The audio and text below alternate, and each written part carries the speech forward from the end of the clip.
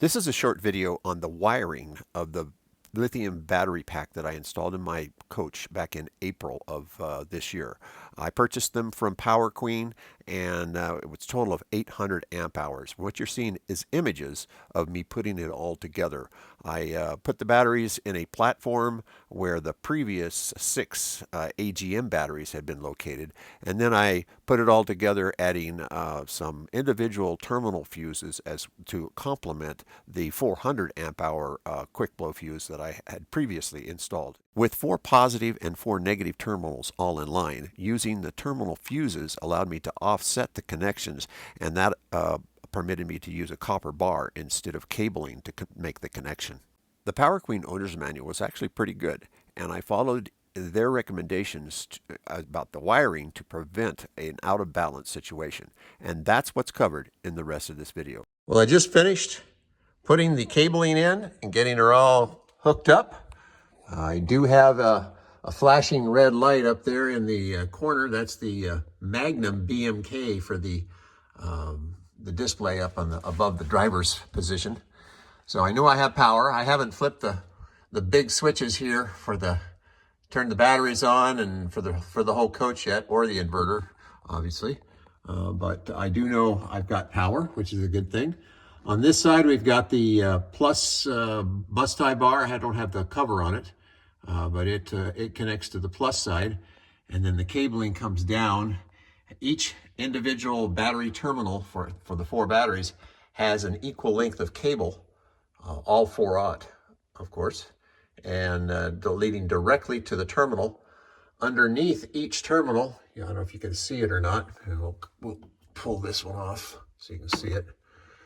Underneath each terminal, I've got a marine bus tie with a I put 250 amp fuses in there. Those are plenty because you got 4 of them. That's pretty close to 1,000 amp hours of capability between the 4 batteries, which it will never see because I do have over here on the quick blow fuse, I've got a 400 amp hour, which again is plenty. The inverter is 3,000 watts, and the highest one would be one of the air conditioners I've always running at. Just have to be careful not to run the 2 of them together.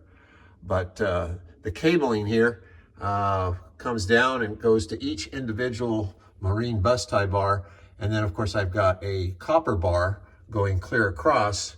One of the reasons I put the bus tie bar in was just for neatness. I could use a straight bar. The problem with this whole setup is the 8 terminals are all in line. So the marine bus tie fuse device raises it up, makes it all possible. On the back side here, you've got the negatives, and they come across all the way and connect all 4 positions. And then those individual 4/0 lines, which are equal length on the negative side, they come up here to the negative side bus tie bar. And then that is in turn connected to, it goes over to the other side, and it goes through the 2. Now I have 2, because right now I'm going to be running both a Magnum, and that's the lower right one there with the nuts facing, or the bolts facing, and then the one up here, up above, that is, I can't quite see it there, it's in the dark, that is the Victron. I put 1,000 amp in because it's got extra bolt connections, and the difference in price wasn't that much. So I figured it'd be just a little bit easier to use.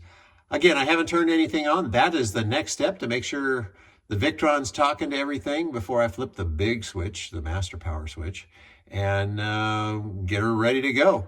I do have a few minor things to finish up for the whole thing, but essentially it's ready to rock and roll, and we'll see how much power we get out of these babies.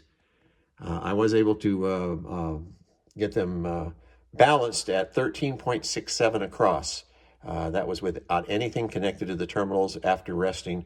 Obviously, that's going to come down a little bit to around 13.5, maybe 13.50 or thereabouts in service.